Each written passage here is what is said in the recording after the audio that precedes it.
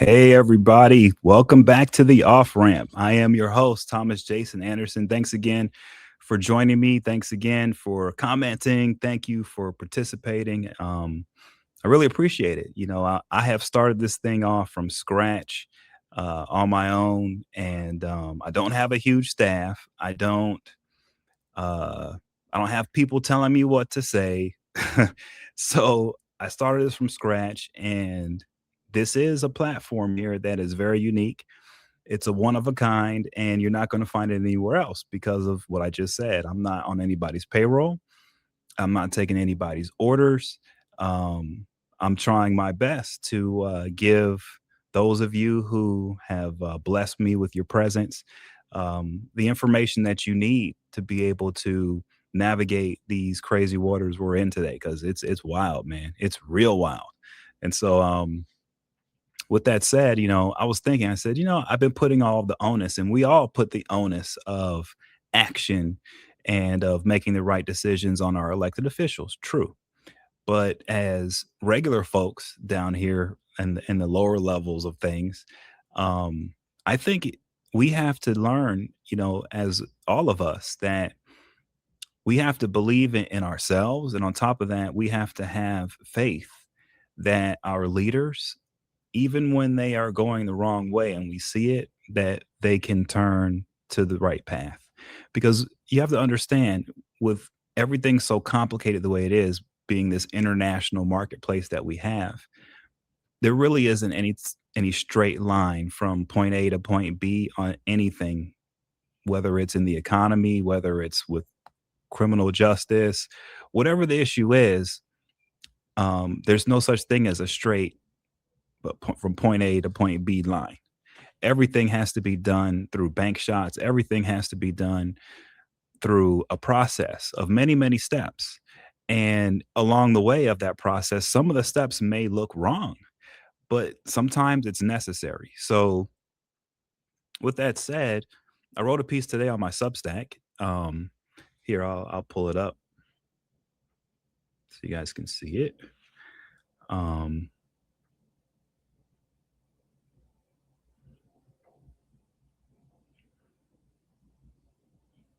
yeah, I'll do that.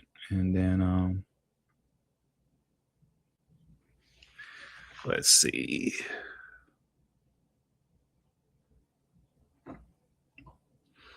I think okay, yeah, that's the deadly shooting there. That's the boat that got blown up, guys. So here we go. I think there we go. The Caribbean is taking an off ramp. All right. So that's the latest piece I just wrote. And it goes into this a lot. I go into this, these guys, right? So uh what do we have here? We have two world leaders, two fairly young leaders, um, smiling, looking good, and they should because, as I said before, we have to have some faith, guys. We have to. I know it's hard to have faith in politicians, man, because these guys are. It's a given that they're going to do things that are not good. True, but we have to have some faith that these guys, in forming this partnership in Guyana, joining arms with the United States, that good things, really good things, can come from it. We cannot assume every single time that only bad will come. Now, some bad things will come from this relationship, true. And we have to keep sight of that and we have to adjust when that happens. But I believe that overall, this will be a relationship that is more good than bad, not only for the people of Guyana, but for the United States.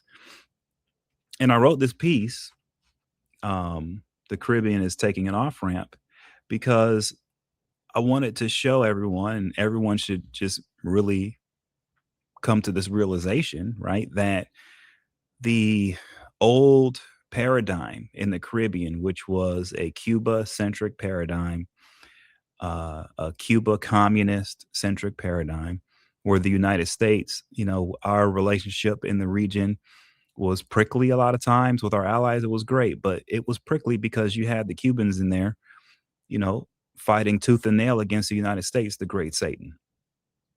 And that's over. It's over. I know some people who are watching right now who are big supporters of Azruddin Muhammad, who are supporters of whoever. I know a lot of them are heartbroken right now because they truly want to see this communist panacea evolve, where the Cubans take over the Western Hemisphere. Cuba is the central core, not the United States, not anyone else. It's Cuba. And from Cuba, the communists rule the Western world. Like that's a lot of people in Guyana want that. They think they can get that through Azruddin Muhammad. Fine. But I'm just saying, if you look at what's going on here with these guys, I'm pretty sure it's not going to go the way it's been planned by the Muhammad people, by the people in the region who support the old Cuban communist system. Um, that thing is over. And so now we're taking an off ramp. And the off ramp is important because the way this could have been done is we could just go head to head with blows with these guys, with Cuba, with the regime there. Um, we could start some conflict. We could do things like, you know, we could basically physically go in there and just run them out, right? It could be like that, but we're not doing that. What we're doing is very much more strategic. So while Irfan Ali is going to come up to Miami, I think next Saturday, right, to meet with the president, Donald Trump, you've got Cuba attacking an American vessel, a regular American vessel with civilians on it, killing four. And at the same time, you have the United States allowing Venezuela to sell oil to Cuba on the private market, right? Can't go to the Cuban government, but it can go to the private corporations in Cuba who deal in the oil business. And so, what does this mean? What it's showing is that the way America is taking this approach in the region is they're going to, instead of just forcefully taking over Cuba, they're now pipelining money in to the pro business, pro democracy, pro freedom people within Cuba, and they're going to get that money in there through the oil companies in Cuba. And so this is going to be a slowly but surely, it's going to be a slow but sure progressive step, one by one, towards icing out the Cuban communist agenda. And it's going to be done, from what we can see right now, what I can see is going to be done with a major partnership with Guyana, a major partnership with Trinidad, and it looks like we're going to try to get all of CARICOM and maybe even Venezuela on board to change course, to get on this off ramp away from the 80s and the 70s and the 60s, where we've got the communists in Cuba battling the freedom Americans, the Yankee thing like that. That's over. That no longer exists. And the reason why it doesn't exist anymore is because the communists aren't even down in the Caribbean anymore. I mean, they are there, but they've all turned into criminals through the sanctions regimes and everything else. The leftists are pretty much, by and large, they are criminally run organizations throughout the Caribbean. That's where we're at now. And if you think about it, right, if that's who you're dealing with, and that's who we've been dealing with, the best way to get at those guys is through their bank accounts. And that's why we're shifting the oil around from Venezuela to other places. And the way we're doing it is we're pipelining the oil through private companies away from the leftist government apparatus there in the Caribbean. So we've taken the communist money, which is Venezuela and Guyana. We've taken their money because they were getting, out of Venezuela and Guyana, smuggled gold, smuggled oil, smuggled humans, you name it. That's what was funding the communist agenda in the Caribbean. It was mainly black market evil stuff, drugs, you name it. This is what they were doing. This is how they survived this battle that they've been, this decade, multi-decade long battle with the United States, is they dipped down into the criminal world, into the black market. And so now the pushback now is to erase the black market by getting rid of the sanctions and getting these economies in the Caribbean onto sure footing onto real banking instead of this black market crap that's been going on now for decades. And the people who set up the black market stuff, and this is why it's important to know this, guys, and this is why I'm doing this platform, because people should know that there has been a sea change in the United States. It doesn't seem like there's been a big change, but there's been a giant change in the United States that is pivotal to all of what's happening right now and has made it possible for these changes to happen in the Caribbean and for countries like Guyana to thrive. Okay. And here's what it is: there was leadership in the United States going back a long time that partnered with anti Castro forces here in the United States. Okay, and this partnership was people, you may recognize some of the names: Bill Clinton. All right. So Bill Clinton, Robert Torricelli, Bob Menendez, Gold Bar Bob. Okay. Those guys partnered with anti Castro forces in the United States. But these weren't any normal anti Castro forces. These guys were CIA trained, military trained. A lot of them were former Bay of Pigs guys who had, with that whole debacle, they had been tortured in jail and everything else. And so they really hated Castro, but they also had this CIA military training. And these guys back then were running around blowing stuff up all over the Caribbean, all over South America. They were killing leftists. Anyone who supported Fidel Castro, these guys were blowing up. Anyone who potentially could support Fidel Castro, these guys were blowing up. And they were doing it with the support of the US government through different politicians like Bob Menendez, like Bill Clinton. Okay. Bill Clinton, Bob Menendez, and Robert Torricelli, they teamed up back in the 80s to put some really strict sanctions on the Cuban regime. That was pivotal in what these guys had created, because once they put down the sanctions the way they did, it forced Cuba totally into the black market. And in that black market was what? The US mafia, right? Organized crime, crooked politicians, crooked feds. This is who now got involved. The CIA. This is who got involved in now blackened out Cuba. Cuba under like total sanction, total cover. That allowed all of the underworld here in the United States to connect with the underworld in Cuba. And in a weird turn of events, what you ended up happening was a man like Gold Bar Bob essentially supporting the Fidel Castro regime, even though he was against it. And the way he was supporting it was continuing to keep the sanctions regime on top of Fidel, which basically made him a king of the underworld. It made Cuba a pivotal place for the underworld, an underworld that Bob Menendez was a part of. He was within organized crime himself. He was basically, I say it over and over again, he was a mob boss who was a senator. Okay. And so when Bob went to jail, away with Bob went an entire apparatus within the US government that has been set up, run, and designed to destroy leftist opposition in the Caribbean and South America. But at the same time, the way they destroy it is by partaking in the drug trade, the smuggling trade, the human trafficking trade. This is what ended up happening.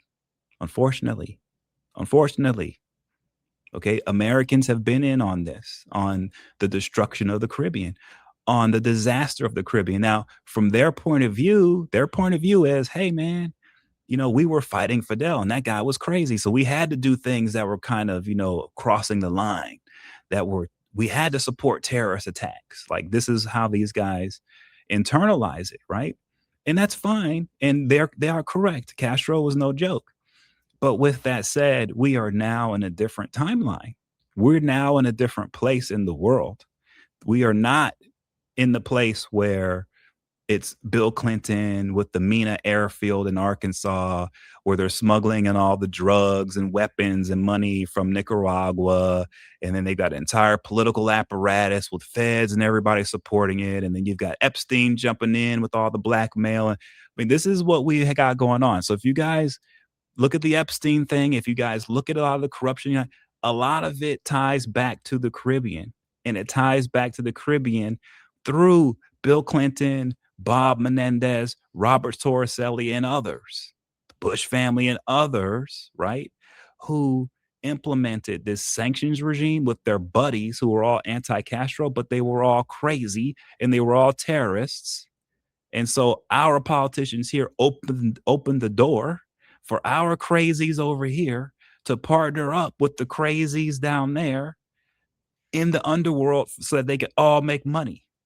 And this is what's been happening. And that's why the Caribbean hasn't been what it could be. It's why these countries in South America haven't been what they could be, because the entire region has been caught up in this insane Cold War, underground, underworld, black market melee. And it's all falling apart now. Because once Bob Menendez went to jail, he was a key part of maintaining the dysfunction in the Caribbean. That was that man's job. Why? The more dysfunction you have, the more powerful you make organized crime, which he was a member of. This is what was going on. And so fast forward to today, and now we have Marco. So with Bob Menendez going to prison, so Marco Rubio was in the same exact group politically here in the United States as Bob Menendez, but he was lower on the totem pole. So with Bob Menendez leaving, the guy who was the organized crime mobster who was connected to all the terrorists who were shooting RPGs at the United Nations and blowing up government officials in Washington, D.C. and car bombs, that's who Bob was. So Bob's in jail. And his replacement is Marco Rubio, because Marco Rubio now is the head of this, Hispanic political group in the United States that Bob was the head of. Now Marco's the head of it. Marco Rubio is not the same guy as Bob Menendez. Nowhere near. There's no, yes, they may come from the same political space, being anti-Castro and everything. They are nowhere near the same. All right. It's like comparing, The Godfather, okay, to uh to like a regular politician. All right, because that's what Rubio is, a regular politician. Everyone's like, oh, he's corrupt. People could criticize him. You can have 1,000,001 criticisms for any politician you want. But at the end of the day, when you compare Marco Rubio to Bob Menendez, it's night and day. You're talking about Bob Menendez, a true monster. Rubio, baby monster. All these politicians are monsters. I'm not knocking it. I'm just saying Bob was a true monster, and Bob was in it to win it, and Bob was in it to ensure that the Caribbean and Cuba and South America stayed in a rut, stayed in a bad place, because that's where him and all of his buddies made their money, is through the smuggling, through the criminality, through the corruption. This is what it was. And so when I wrote about this in Gold Bar Bob, and I've been talking about this, yes, you guys may not see it in Guyana and other places, but yes, I've gotten a lot of pressure from people, because the Caribbean has been a piggy bank for a lot of the corruption here in the United States. Epstein was dipping into that piggy bank. You had guys like R. Allen Stanford dipping into it. You had politicians like Bob Menendez dipping into it. You have politicians like Gregory Meeks dipping into it, right? And this piggy bank has been abused. Now, going forward, what do we do? What do we see? Well, is Marco Rubio going to continue what these crazies, Bob Menendez and these guys are doing? No, he is not. He can't. He's not the same underworld character as a Bob or these other guys. These other older guys, they needed to go. They were really messing up. These older guys were driving the world into all out war and total collapse. That's just the truth. Bob Menendez, Bill Clinton, Barack Obama, all of these guys, all of these old guys, whether they know it or not, their policies and their approach to the world driving us to blow each other up. I'm just saying. And the reason why is because there is so much dirt And you guys in the Caribbean know over the years how much horrible evil has happened there. You know. Well, that wasn't by accident, and it wasn't because of the people in the Caribbean. It was because and it wasn't because of the American government either. It was because we have a corrupt outfit in the American government that is out of control, and you can watch now, it is falling apart. This Epstein thing is tearing that thing apart, and good. It needs to go. So what we're seeing now with the Epstein thing falling apart, with the elites running for cover, with this entire with Bob Menendez going down, he's gone. We the old world, the old system over the Caribbean is gone. It's done. Yeah, there are still people hanging around here or there. They're gone. They ain't gonna be around for long. It's over. It's been long, but it's over, guys. It's over. Okay. Now, a lot of people don't want to hear that, but it's over. And now that it's over, we all have to move forward to a place where that looks better than it's been. And I know it's hard for people in the Caribbean to view that. I'm from Miami. It's not easy. But I'm telling you, the lives you guys have been living, it has not been fair to you. It just has not been fair. We've had very bad actors in the United States who have done just so much harm and so much damage and created so much pain in the region in the Caribbean. It's unimaginable if you try to put it out on paper to see what these guys, it is just it's a nightmare what these people have created. And I'm here to tell you guys, I'm telling you from behind the scenes working, doing the research, looking at, the what's really happening. And the nightmare is over, guys. I'm here to tell you the nightmare is over. Now it's up to us as individuals, as a collective, I guess, in the Caribbean. We need to group together and look out for each other. And we need to work together to make this place what it should have been all along. Because yeah, it's great now, but it could have been so much better if not for these evil devils that we've got here buried here in the United States. I mean, these guys are really evil. All right. But they're done. And so now it's up to us to forget the past, as hard as that is, right? We got to forget that. And we have to move forward, lockstep, looking out for each other. And that's why I have the off ramp, man, because yeah, I'm here in the United States, I'm here in Miami, but it's imperative that I do with the expertise I have and in the work that I do. It's imperative that I look out for my brothers and sisters in the Caribbean. It's imperative. All right. I've taken a little bit of a different path.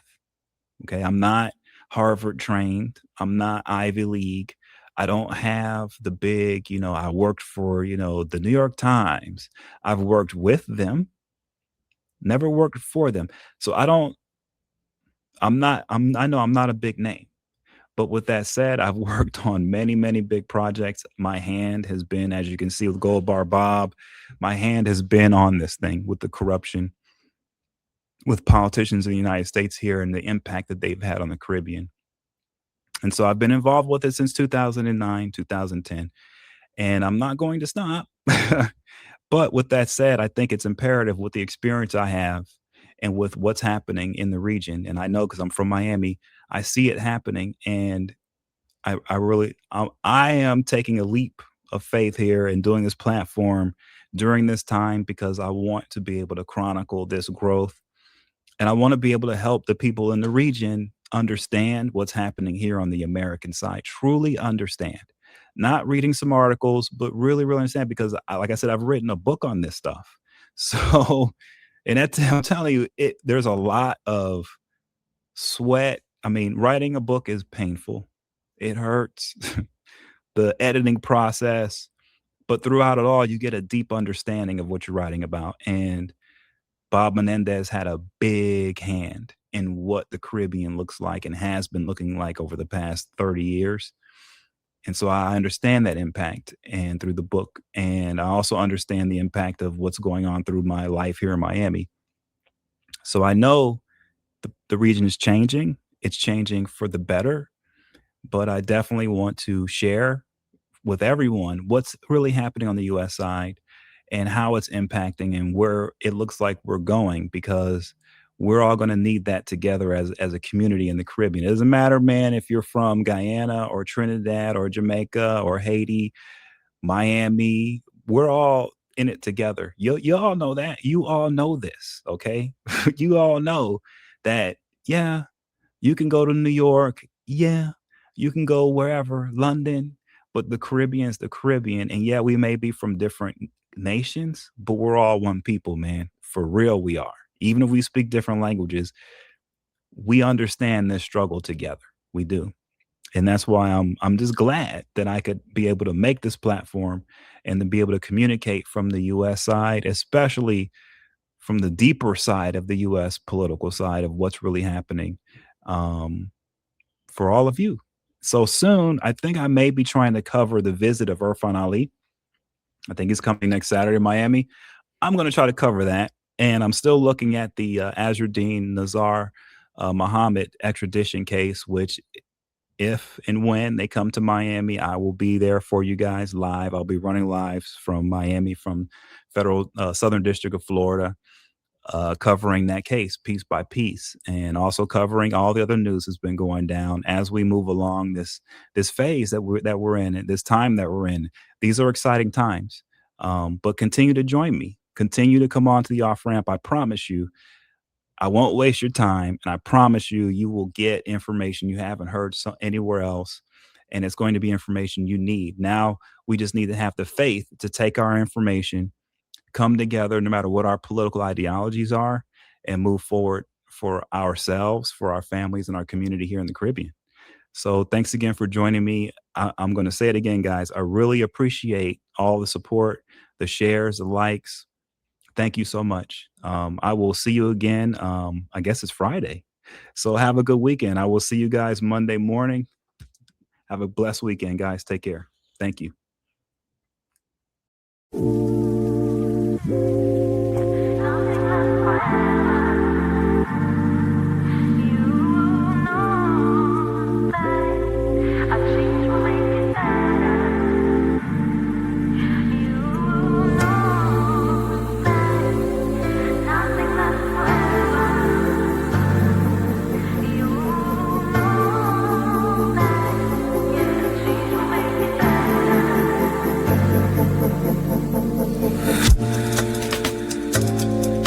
Now I'ma put it down like that.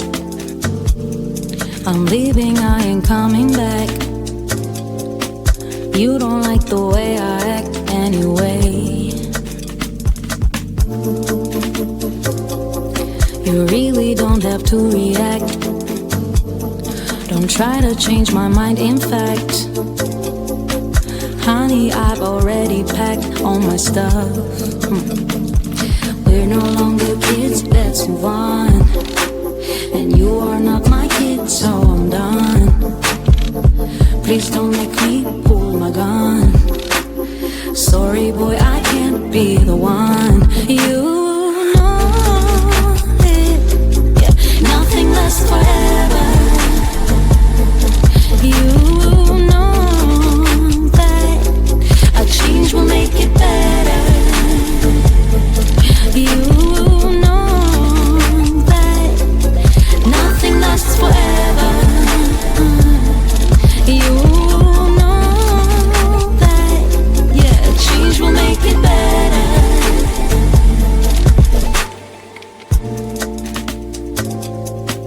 There's no one to blame, you see. Maybe we're not meant to be. There are plenty more fish in the sea anyway. Every day's a different thing, so I'm not into wedding rings. It ain't personal, it's the way I think, yeah. You